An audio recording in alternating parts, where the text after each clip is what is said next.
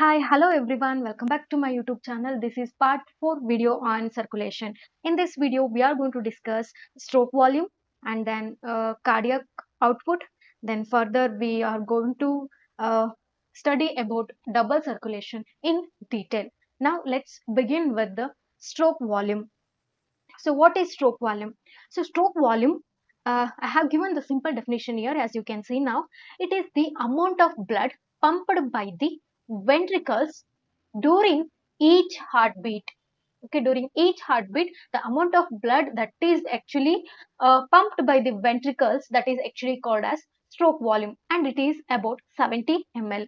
So, the during each heartbeat, the amount of blood, that is both deoxygenated and oxygenated blood, okay, for each heartbeat, how much amount of blood is pumped by these ventricles, that is actually called as stroke volume, and that stroke volume is 70 ml. Okay, that is very simple one. Next, moving on to the next one, cardiac output. What is cardiac output? Cardiac, it is the amount of blood pumped by the ventricles per minute. So the amount of blood pumped by the ventricles per minute. So for example, so here the amount of blood, that is deoxygenated and oxygenated blood pumped per minute. Okay, now we are saying with the timing. Okay, so per minute how much blood is pumped, that is actually called as cardiac output. The normal one without the timing, for each heartbeat it is called as stroke volume. Per minute it is called as cardiac output. And it is about, per minute it is about 5040 ml, or you can say 5 liter. Okay, that is called as cardiac output. Now we will understand the double circulation. So what is double circulation? Double means two. We already know that double means two. Circulation means the blood is floating, circulating. Okay, so here, why it is called as double circulation, we will learn this now. The human heart functions as double pump. It is going to function as a double pump. It means that the right half and the left of the heart acts as a separate pumps. Here the right and left of the heart works as a separate pumps. The right half receives and pumps only deoxygenated blood, and the left half receives and pumps only oxygenated blood. Hence, heart is called as double pump. So that's why it is called as double pump. So why it is called as double pump? Because the right side of the heart, it only receives, and it only from superior and inferior vena cava, it is only going to receive deoxygenated blood, and also it is going to pump only deoxygenated blood to the lungs, right? Okay, that is one side, that is right side. And here from left side, it is only going to receive the oxygenated blood, and also it is only going to pump the oxygenated blood.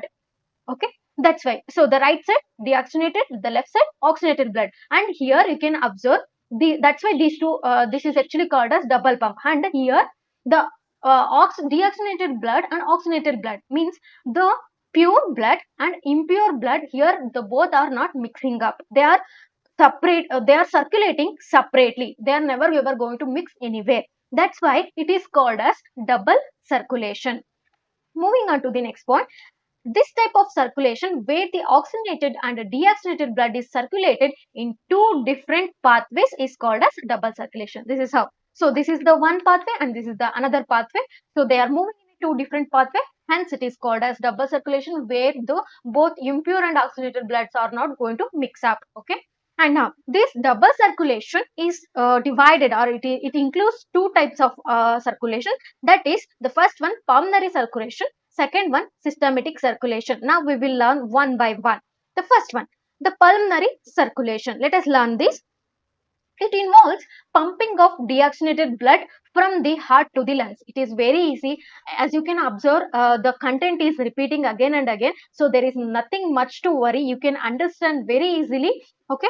So here what happens? It involves pumping up of deoxygenated blood from heart to the lung. It includes the pumping up of deoxygenated blood from the right auricle to the right ventricle to the through the pulmonary artery to the lungs. The deoxygenated blood in the right atrium receives through superior and inferior vena cava is pumped to the right ventricle. First, what happens? So, for make you to understand very easily, so I have drawn this diagram. Just I am explaining the pulmonary circulation now. So here these are the superior and inferior vena cava. These two, superior and inferior vena cava, collects deoxygenated blood from all the different parts of the body and sends it to the right atrium. And from right atrium, the deoxygenated blood is moving into the right ventricle. Okay, moving into the right ventricle. Next, the right ventricle pumps deoxygenated blood to the lungs. From here, right ventricle, the blood is pumped to the lungs through the pulmonary artery. Through the pulmonary artery, the oxygenated blood. So the deoxygenated is pumped here, but here oxygenated blood will be there. This oxygenated blood is collected. Okay, this oxygenated blood is collected. Okay, oxygenated blood from the lung is brought into the left auricle by the pulmonary veins. Okay, by these are the pulmonary veins. These pulmonary veins are going to collect the oxygenated blood which is present in the lung, and they will send it to the left auricle. Sends it to the, this is the left auricle, right? This sends it to the left auricle, and this is the one pathway for the deoxygenated blood. Okay, and here make you to understand, even I have drawn the route, entire route of the pulmonary circulation. So it collects the superior and inferior, from superior and inferior vena cava.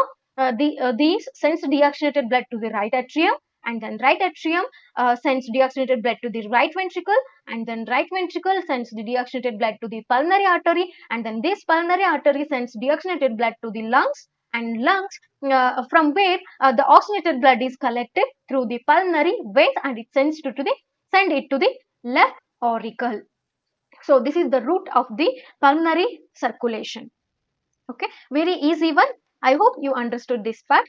Let us move on to the second one, that is systemic circulation. In systemic circulation, what happens?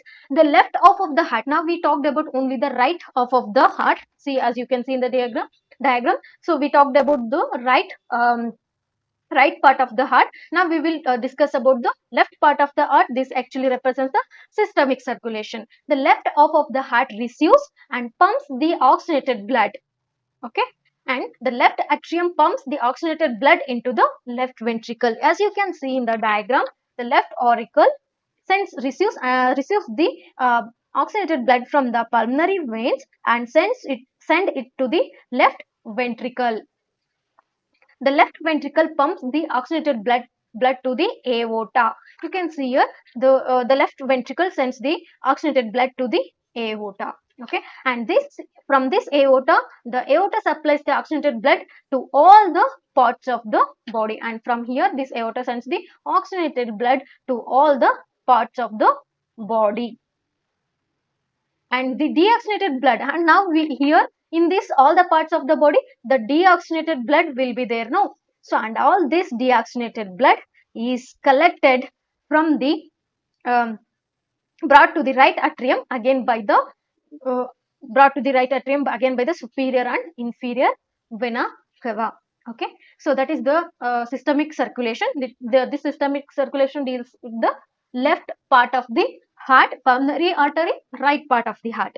Now we will look at the route map of the systemic circulation. I made it just for the quick recall during the examination. That's why I have wrote this flow diagram. Left auricle sends the oxygenated blood to the left ventricle, and this left ventricle sends the oxygenated blood to the aorta, and aorta sends the oxygenated blood to the different parts of the body, and in the different parts of the body deoxygenated blood will be there, and that deoxygenated blood is collected by the superior and inferior vena cava, and these superior and inferior vena cava sends the deoxygenated blood to the right auricle, and again like this the cycle is going to repeat every time. So that's why here you can see, as you can see here, both the route maps are different. The both are not going to mixing up. That's why it is called as double circulation. Okay, and now I would like to add one more point here. There is one more point, and now we in the part 2 video or part 3 video I talked about the coronary sinus. Okay, so all those part, right? So the question here now is that we have the heart here, right? So imagine the diagram here. Heart is there. Even on the heart we can see the what is this? On the heart you can see the papillary muscles and veins like that. So even the heart, it is also composed of muscles, right? And there is a circulation. Okay, that circulation is called as coronary circulation. Okay, and this coronary circulation is actually the subdivision of the systemic circulation, because here the right and left coronary artery, which arises from the base of the aorta. I guess all this part I have explained in the part 3 video. If you need in detail, please go through those videos so that you will understand better. Okay, the left and right and left coronary artery, which arises from the base of the aorta, supplies oxygenated blood to the wall of the heart. So so even the wall of the heart is also requires the blood, right? So this one is actually supplying the oxygenated blood to the wall of the heart. Which one? That is right and left coronary arteries. Okay, which are arising from the base of the aorta. So what is the function of the aorta? Aorta is the one which sends the oxygenated blood to all the part of the body, right? So again, in even for the heart is also required the oxygenated blood. That is aorta is sending that oxygenated blood to the parts called as right and left coronary artery, and these right and left coronary artery collects the oxygenated blood wall of the heart. So there even deoxygenated blood will be there. That deoxygenated blood brought to the right auricle by the coronary sinus. Okay, here one circulation is going to happen, that is actually called as coronary circulation. I hope I try to make you understand very easy. I'm hoping this video is going to help you all. And now in the next video, as you can see here, in the next video we will discuss about origin and conduction of heartbeat, how the heartbeat is going to conduct. So it is a very interesting topic and also an important topic that I am going to discuss in the part 5 video. Okay, thanks for watching.